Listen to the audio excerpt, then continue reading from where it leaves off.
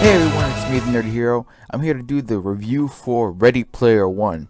Now, usually I would do a review with the camera recording, but we have some reorganization at my apartment that we're trying to do right now, so it's kind of a mess. So I'm skipping just straight to audio recording for now, and I just want to jump straight into this movie because, oh my god, this film blew my mind. It's not perfect, no, but like, it's so much more than I wanted, and it was amazing. Blew my expectations. I've read this book many times over, as you've seen in me talk about in my podcasts and reactions. When I did my first reaction for this, I had not read the book, the first trailer.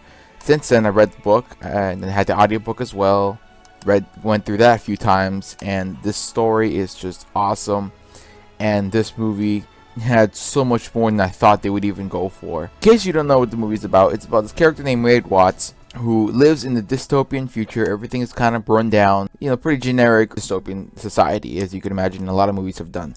But the reason it's so run down is because everybody spends their days in this alternate virtual reality universe called the Oasis. Now, this movie is basically what it's been called, and I completely agree with. It's Willy Wonka the Chocolate Factory meets Matrix. Like, it's insane. You can do literally anything, and the trailer shows you can go climb Mount Everest with Batman.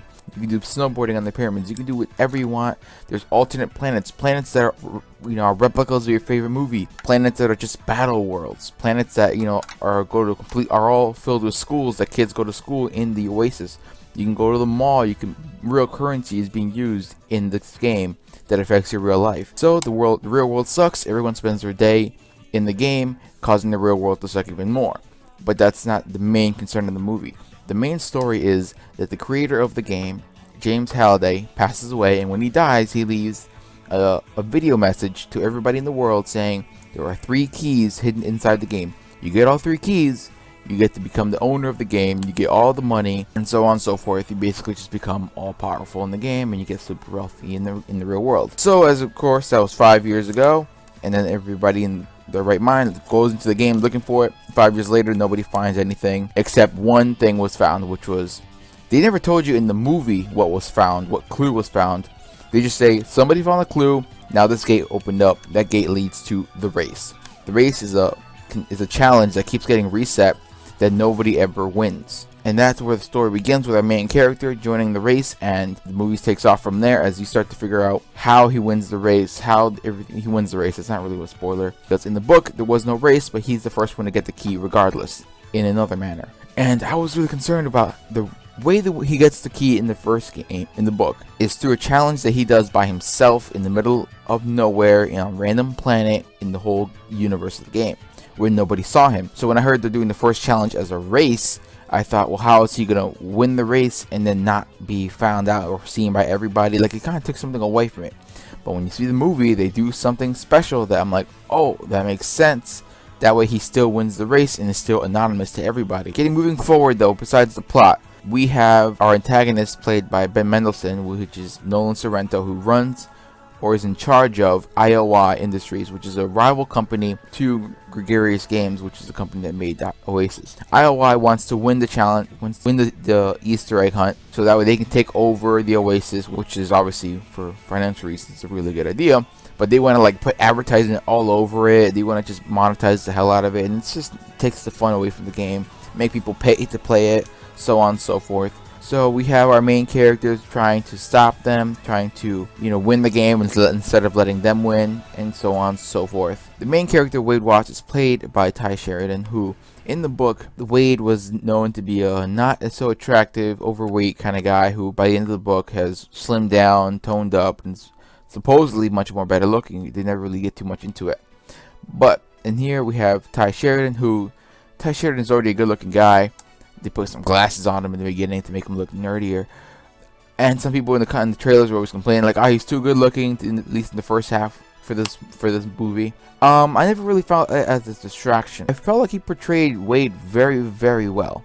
We also have Olivia Cooke playing Samantha, or aka Artemis, who in the book, him and her do not meet until the end of the book.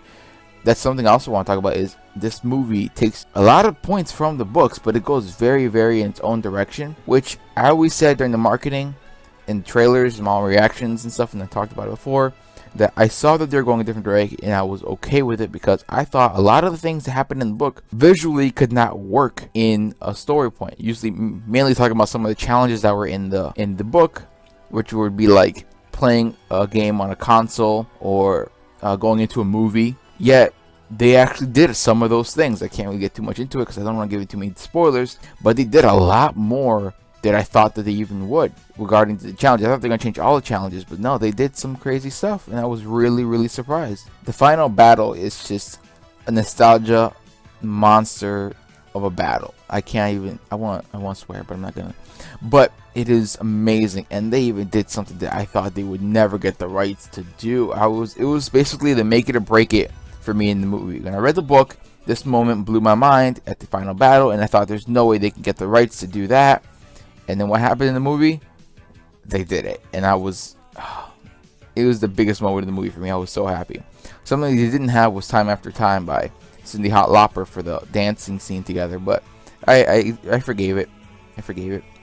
I wish they had that song though during the Ogden Moore party. Some negatives I want to talk about in the movie. There's two things I found. One, it's the romance between Artemis and Wade. Now in the book, it is very much one-sided to a degree. Then they start kind of having feelings for each other, and then he kind of blows it when he tells her he loves her, and then she runs away from him essentially, and at the end they finally reconnect. In the movie, he meets her, and then he at the party tells her he loves her, and she's just like, it's obviously it's a cringy moment because obviously they just met, so it's not meant to be like a all sweet moment. It's supposed to be like, dude, what are you saying kind of thing, which I got that, it came across. What I'm saying that I didn't buy was after that moment, she kind of essentially leaves him and tells him to, to focus on the quest and not focus on her, which is what happened in the book. But then they in the story picks up there in the real world where things start moving and they get to meet in the real world. At this point, it's around the halfway point. Their relationship immediately becomes like a main priority for the two of them. They start like really connecting in the real world, and I felt like that felt a little rushed. So basically, the moment they start meeting in the real world and they start connecting, I'm like, this seems like, didn't we just not even a day or two ago realize that we were not supposed to be together, and then now we see each other in the real world, now we're just gonna be together, even though regardless we just had to focus on the main quest? I don't know. Also, another negative was, I believe, the pacing. I've said this many times, pacing was one of my biggest pet peeves. I don't know if the pacing was a little rushed in this movie, or that because I read the book and things are much more slowed down and explained, that I was used to that. So when this movie was going through and it was going much faster, because it's obviously 2 hour and X amount of minutes movie and has to cover a whole book, I felt like it might have been going faster. I don't know if pacing was an issue because I've not seen any other reviewer talk about it. I think for me, since I read the book, I felt like it was just going much faster than I'm used to. So maybe that might just be because of me. But at the end, guys, I'm going to say it like this. This movie, it may not be perfect. The romance is a little rushed, and the story plot points, it might be a little choppy running through the whole story, but it's an action-packed thrill ride. I've had so much fun in a lot of movies, but this one topped it. I could not stop cheering and laughing and smiling at all the references and trying to pick out everything. I have to see this movie so many more times. I will be buying it. I will be going to the theater to see it again. I gotta do all of this stuff. You guys need to check this movie out, and I highly recommend reading the book as well. So that's my review, guys. Hope you guys enjoyed it. Remember, you can like, comment, subscribe, my YouTube channel. As always, guys, remember, keep it nerdy.